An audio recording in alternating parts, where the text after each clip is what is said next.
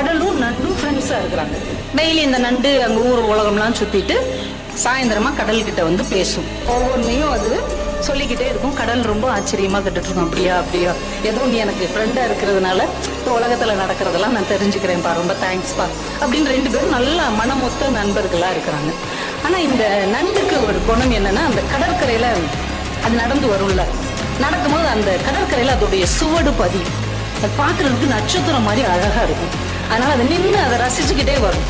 தன்னுடைய வலைக்குள்ள நுழையிறதுக்கு முன்னாடி திரும்பி பார்க்குமா, இந்த கடல் அலையை வச்சு அதை உடனே அழிச்சிடும்.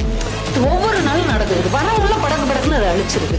இந்த நண்டுக்கு மனசு என்னமோ பண்ணுது.